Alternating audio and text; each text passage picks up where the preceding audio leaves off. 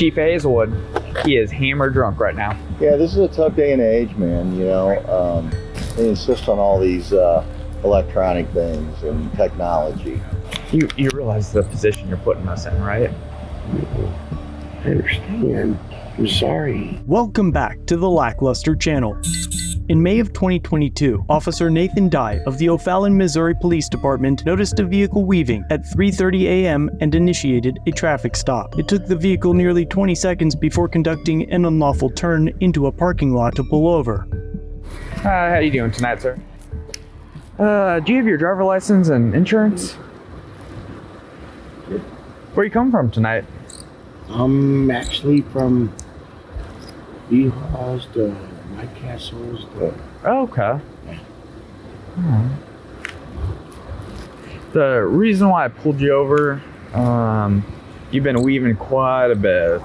Well, I know, because I was eating my... Okay, eating while driving. Okay. Well, how long has it been since your last drink?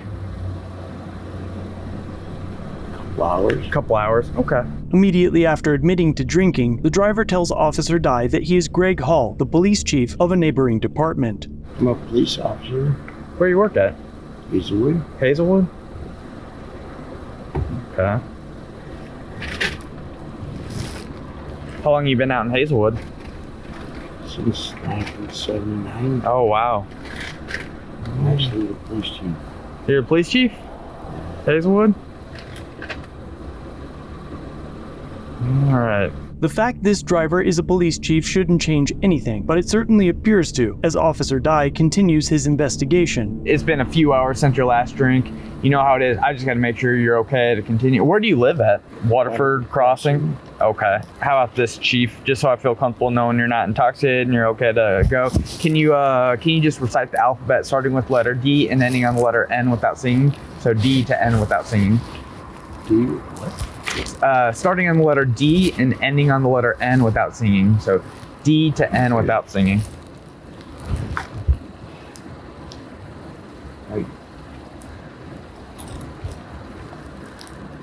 D E F E G H I J K L M N O P Q R S T U. That's what a way I stop.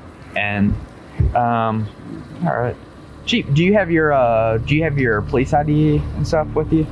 Chief Hall fails the first test and exhibits signs of intoxication. Backup arrives shortly after, and the chief struggles for a few minutes to find his ID. Keep looking for that, Chief. I'll be right back with you. Officer Dye now returns to his vehicle to prepare a breathalyzer, while Chief Hall continues to struggle to find his documents. Greg Hall says he's the chief of Hazelwood. Dude, he is. You have credentials on him? That's what I asked him to look for. Oh, he's got them now. All right, Chief. Like I said, it's been. What time did you leave B Hall at? Since the hockey game was over. Since hockey, I hear that they lost in like the last few seconds or something. Jeez. Like I said, Chief, you know how it is. I'm responsible to make sure that you're okay to continue to drive before I can let you drive. Okay. What I want to do is just confirm that with the preliminary breath test. You willing to do that? Here. Let's see where you're at on this, and then we'll go from there.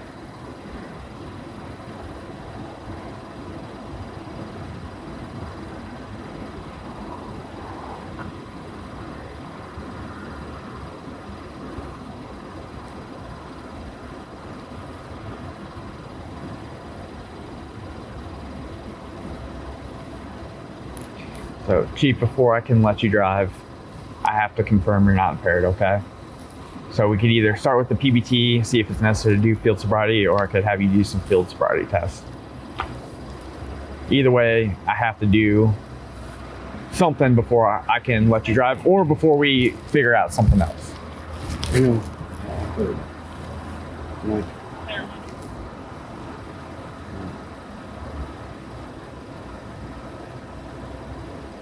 anything for me. Okay, no, take your time, Chief.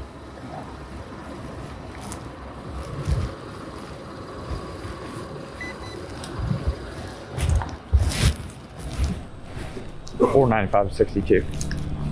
Officer Dye now calls the supervisor to the scene while Chief Hall continues to think in silence for several more minutes. Eventually, Officer Dye interrupts the chief's silence to engage in small talk, and the chief is barely able to spit out a sentence. How much longer do you have left out at Hazelwood? Are you just 9 months. 9 months? I can only imagine how much things have changed since you started in law enforcement and seeing the way it's gone. I don't know what to do, man. What do I need to do? Just gonna have you do a quick PBT, Chief, see where you're at, and then we're gonna kind of figure out from there, okay? Deep breath for me, blow hard until I tell you stop. Keep going, keep going, keep going, keep going, keep going, keep going. Oh, I will get it this time.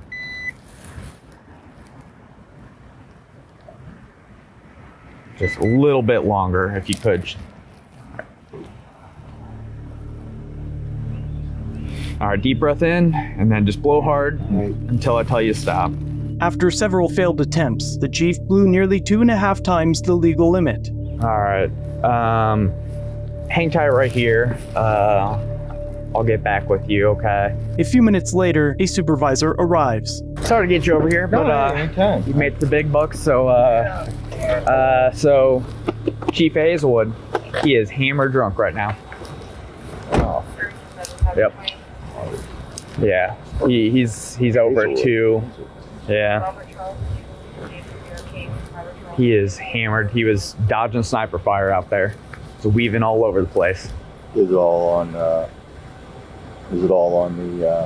dash cam? Yeah.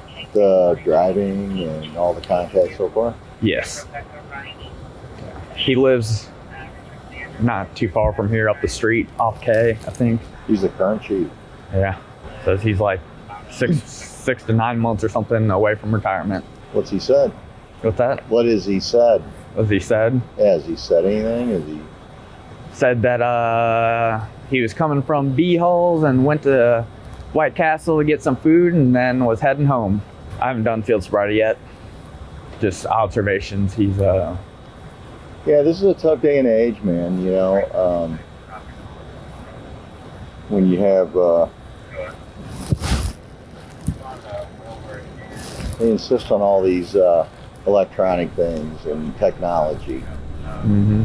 The sergeant is implying that it is difficult to let people get away with breaking the law when it is captured on film, but then allows his subordinate to make the final decision instead of doing the right thing. I want you to handle it just like you'd handle any other call, any other stop. If you've ever given somebody a break, you're welcome to do that. But I'm not going to interfere with the process. I don't care who they are, unless their last name is, well, you know what, doesn't even matter that. But if you're asking me to tell you what to do, that's not going to happen. I will support you in whatever decision you make. But I'm not going to call ours and say, hey, because that's just not right. If a supervisor refuses to step in and ensure the correct actions are taken, let me know in the comments what you think their role on scene is. Officer Dye struggles with the decisions for a few minutes, alone in his patrol car, before finally deciding that he will keep investigating. I don't know what I'm going to do yet, but I'm going to have him do some field sobriety, I think. All right, Chief. Like I told you, the only thing that tells me is whether I need to have you do some additional tests, okay? I'm just going to have you step out and we'll run through some tests. All right, sir. Officer Dye starts with the horizontal gaze nystagmus. You realize the position you're putting us in, right? I understand.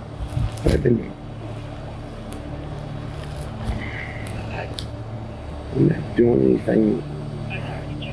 I'm sorry. After failing miserably, Chief Hall is asked to perform the walk and turn test. Chief, do you mind just coming over here and standing on this line for me? Hands down at your sides. Hang on 1 second for me, sir. Just right foot in front of your left foot, heel to toe on that line. Keep your hands at your sides, okay?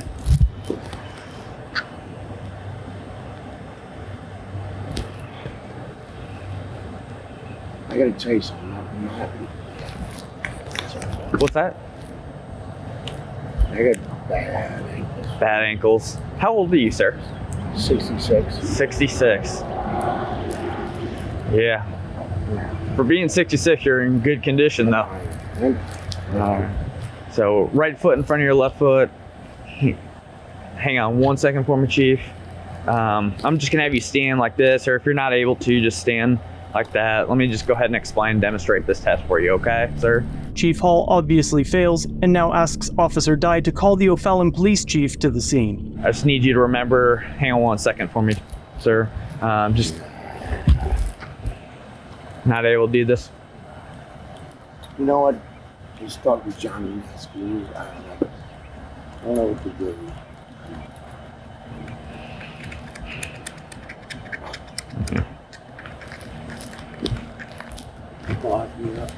Sure. I don't want to. I really don't want. I mean, you saw what happened in Chicago, right? With their chief police, and they look. I'm liable. This is all on camera. How's it look if I don't do my job? I'm gonna be honest, sir. Like, this is a really bad position to put me in.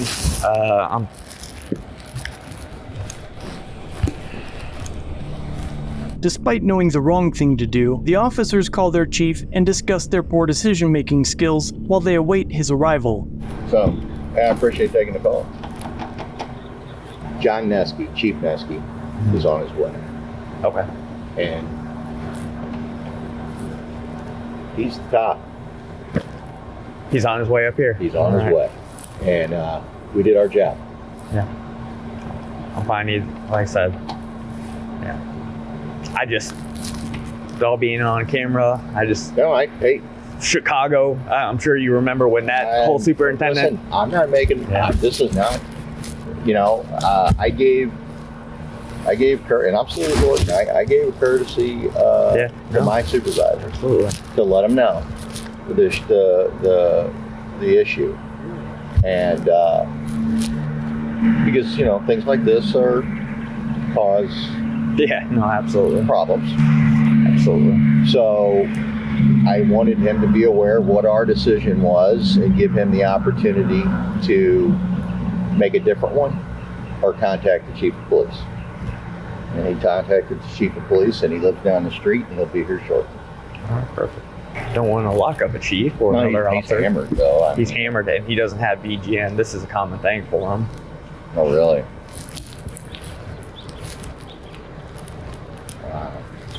Well, unfortunately, here's what happens.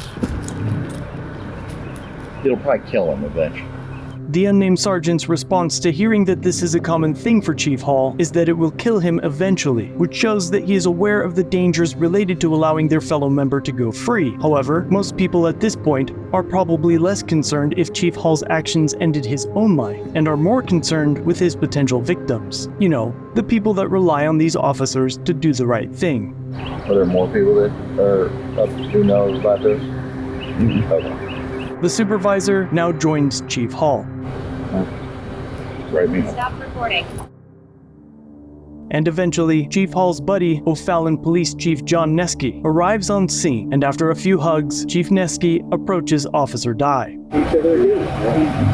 Nathan, if I take him home, or are you gonna have any issues? Not at all. Not at all, Chief. I'm sorry to get you out here. I just No, that's want to make okay. sure. That's okay, because you do what you got to do. Yeah. If you don't mind, I will take him home. I have known him for a lot of years. Yeah, understandable, and again, sorry to wake you up, Chief. Nope, that's okay. He and I are gonna have a long talk on the way home.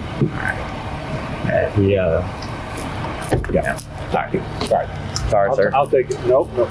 You did your job.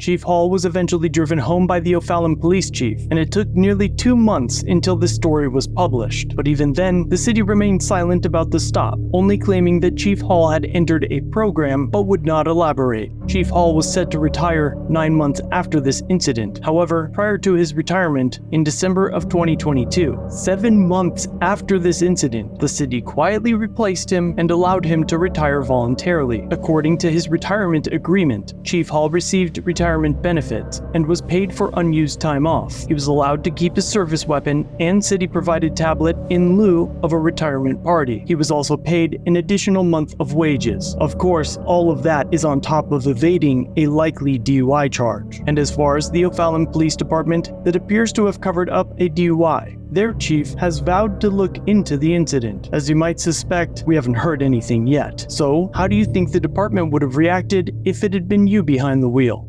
Let me know what you think in the comments down below.